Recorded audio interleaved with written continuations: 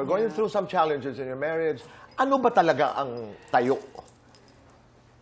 Eh, bilang asawa, syempre, inaantay ko lang na magkaklaro kami, mag-usap pa din, kung totoo ba talaga yan ang nararamdaman niya. Kasi lagi nga rin kasi akong wala eh. So baka naman pwedeng lambingan na muna, makiusap, na sensya na, di ba? I'm here. May mga panahon I'll ba be na here binigyan mo ng forever. dahilan na magtampo ang iyong Hindi, kasi asawa? syempre, pagod ako, lagi akong wala, in short. So, Okay. syempre, there's always two sides of the story. Pero naiintindihan ko din na hindi naman, syempre, puro ako lang ang tama. Syempre, siya din naman, may reason din. Oo. Pero, we're going through something. O yun, tinatanggap mo yan na may Tinatanggap ko. problema Kasi kayo. kung ayaw na rin naman niya, bakit ko hindi re-respetuhin yon? Pero yung legalities ng mga file, walang file ng divorce. Walang nag-file ng Walang divorce? nag-file. Okay. So, hindi ako magpo-file. Bakit? Kasi dami ko ng file sa kaso. Hindi, dami na nag-file na rin ako. So, ang daming file. So, ayoko munang mag-file sa mga divorce. Kasi annulment, dito rin naman kasi kami kinasal sa Pinas. So, hindi ko rin alam ano gagawin. Masyadong masakit pa eh. Tapos may anak din kami na sabi, when our family will be together daw. Sabi ko na lang, ay wala, nahirap sagutin, di ba? Mabuti siyang ama. Mabuti siyang ama. He's a good father. Mabuti rin siyang asawa. Kaya lang minsan na hindi siya artista eh, na-epektuhan. Kaya ayaw niya ng makonek sa pangalan. Yung ayaw niya yung pinag-uusapan, tahimik, very private kasi. Ayaw niya yung may... Siyempre, nasasaktan siya pag maraming nagsasabi, dahil sa pera, yung mga ganun, hindi po...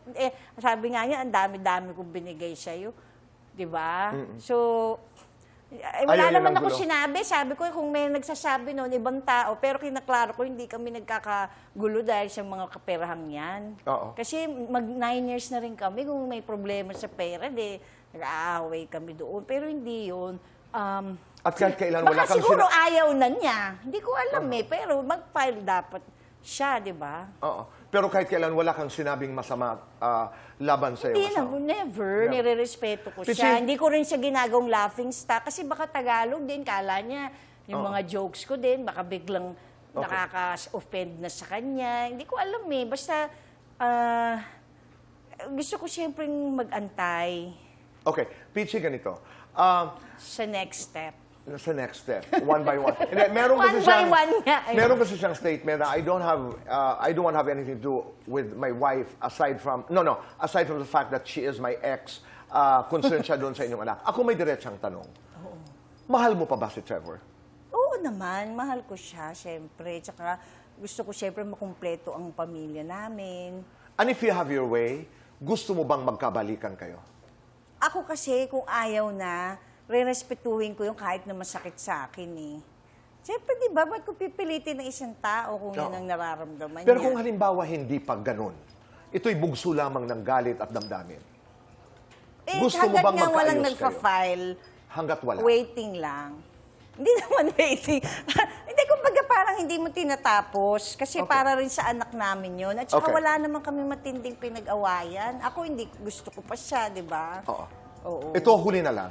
Ano ang dasal mo para sa pamilya mo? Para kay Trevor, para sa iyong anak, para sa sarili mo? Ano yung dasal mo ngayon?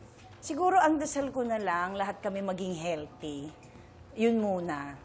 Lahat kami sa spiritually, physically, mentally, and ano pa isang Lahat na yan. Physically, mentally, spiritually. Ha? May isa pa. Emotionally. Di ba? Yan ang advice ko sa buhay ko ngayon. So, kalusugan. Kalusugan. Ano naman ang nais mong sabihin sa sarili mo? Ano ang mensahe mo para sa sarili mo? Kaya ko yan. Todo na to. Go, go, go in life.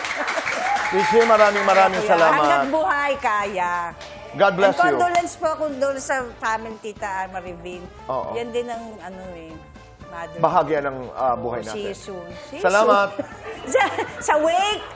Sa wake. Stay beautiful. Thank you. Ikaw naman kung ano-ano. Hindi kasi sabi nila mag-eulogy daw. Ano, eulogy? Eulogy. Eulogy. Oo. Oo. Kaya si Yun kasi pupunta Tayo ako. nakikiramay po. Oo. Maraming salamat. Pichi! Thank you.